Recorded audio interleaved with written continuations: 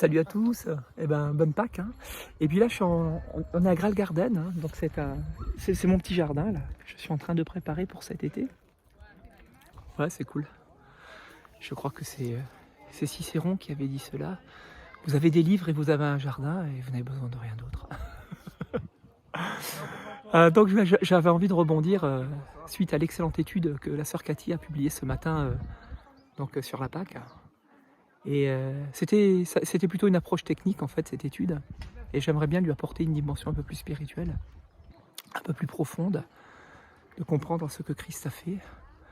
Et donc nous comprenons que la Pâque des Juifs, c'était l'ancienne alliance qui a été faite au travers du sang des agneaux. Et puis que la Pâque de Jésus-Christ, c'est celle qui est faite en sa personne, en son sang, c'est-à-dire en sa mort. Et donc la Pâque, c'est d'abord et avant tout un repas. C'est pas des cloches, alléluia, ni des lapins. Bon, c'est agréable, mais je crois qu'il y a un rapport, mais je ne sais plus lequel, mais il faudrait s'informer dessus.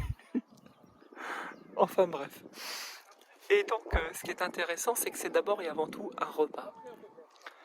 Eh bien, le repas qui va précéder la Pâque de Jésus, c'est ce repas que Jésus va servir à ses disciples, c'est lui-même. Il le dit, celui qui ne mange ma chair et ne boit mon sang, ne pas avoir de part avec moi. Et donc Jésus se présente à ses disciples comme l'agneau de Dieu, qui doit être sacrifié, qui doit être donné. Mais pas simplement en rémission pour nos péchés, mais donné de telle façon à ce que nous soyons constitués de lui.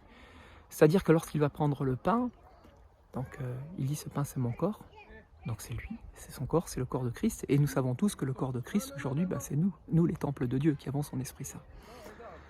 Et donc lorsqu'il prend ce pain et qu'il le donne à ses disciples pour le partager, il dit « prenez-en, mangez-en ». Et bien en mangeant ce pain, tout simplement, nous sommes constitués de Jésus-Christ. Et donc Jésus, ce soir-là, pose les bases de son Église, de sa nouvelle alliance, qu'il va faire avec son propre corps, avec sa propre mort. Effectivement, il prend la coupe et il dit « ceci est la coupe de la nouvelle alliance », donc il fait une nouvelle alliance, donc il crée un nouveau peuple. Et c'est un peuple qui doit manger et boire son sang pour faire partie de lui. C'est quand même ça, le royaume des cieux. C'est les bases du royaume des cieux. La Pâque de Jésus, c'est la base du royaume des cieux, qui se manifeste au travers de l'Église corps de Christ, en ce que, ayant l'Esprit Saint, tout simplement, nous pouvons œuvrer selon la volonté de Dieu. Et cette coupe, en fait, elle annonce deux choses. Elle annonce la mort de Jésus. Et oui, puisque le sang, dans la Bible, j'avais publié une première étude en expliquant que le sang signifiait la mort, parce que dans le sang est contenue la vie, et lorsqu'on répand le sang, on ôte la vie, et donc on apporte la mort. Et donc chaque fois qu'on boit la coupe, tout simplement, on boit, on s'identifie à la mort de Jésus-Christ. Donc en mangeant le pain, on s'identifie à son corps, en buvant la coupe, on s'identifie à sa mort, et puis tout simplement, nous aussi on meurt. Voilà. Mais si on meurt, c'est qu'il y a une raison. De la même façon que Christ devait mourir, c'est parce qu'il y avait une raison. Évidemment, au-delà du fait qu'en donnant sa vie, il va nous sauver du péché, parce qu'il fallait réparer la faute adamique. Mais au-delà de cela, il va y avoir la résurrection derrière. Donc en fait, la croix est la conséquence de ce repas. C'est-à-dire que la croix est la mise en pratique de ce repas. En fait, c'est pour ça que lorsque nous assemblons, lorsque Paul dit aux Corinthiens que nous ne savons pas discerner ce qu'est le corps de Christ, c'est tout simplement parce que lorsque nous assemblons avec les frères, nous sommes incapables de discerner que le Seigneur, il est dans le cœur de ses frères et sœurs. Et en se comportant tellement mal, avec tellement mal d'amour, en se comportant avec un manque d'amour flagrant, on fait de la peine à Dieu, quoi. On fait du mal à Dieu. Et Paul est très sévère, il va dire, ne vous étonnez pas que parmi vous, il y en ait qui soient malades, même qui soient morts. Donc c'est quelque chose de très grave. Donc lorsqu'on prend le repas du Seigneur, et je tiens à préciser que dans la Bible, c'est le repas du Seigneur. C'est pas l'Eucharistie, c'est pas la Sainte Seine, tout ça, ce sont c'est une sémantique religieuse, donc c'est un vocabulaire religieux, ce n'est pas le vocabulaire de la Bible, de même que le mot Trinité n'existe pas dans la Bible. Mais nous avons très vite fait, au travers des différentes religions, des différentes traditions qui nous entourent, à inventer des nouveaux mots, certes inspirés de certaines scènes, qui seraient censés représenter cela, mais qui quelque part apporte une petite différence pour se distinguer de l'autre en disant oui mais tu sais moi ma religion elle est peut-être meilleure que la tienne. Ah ben c'est ou justement parce que tu vas utiliser ce terme-là, eh ben on va pouvoir discerner que tu es de telle religion.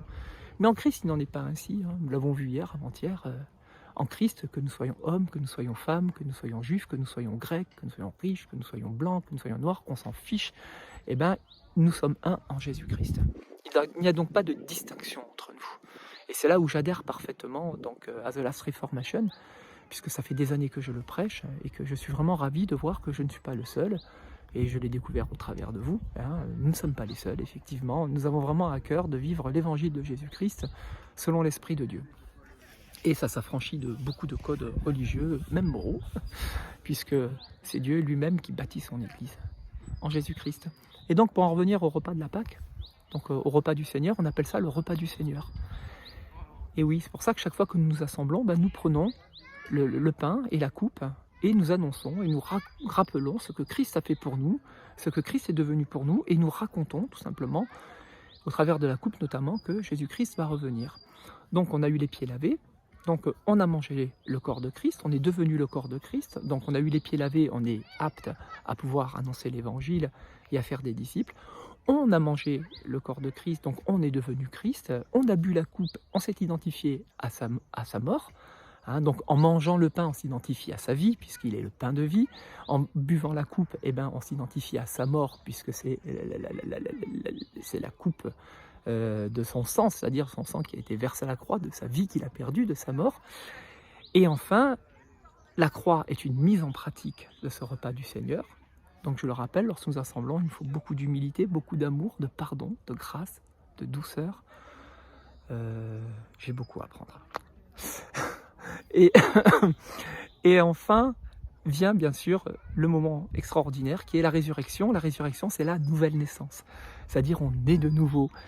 Et oui, vous savez, je ne sais pas si moi j'ai vu la naissance de mes 3 enfants. Vous savez, quand mes enfants sont sortis du ventre de leur maman, ils ne respiraient pas, ils étaient comme morts.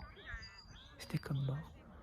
Et tout d'un coup, ils se mettent à respirer, ils prennent vie. Et ça, c'est juste extraordinaire. Et bien, de la même façon,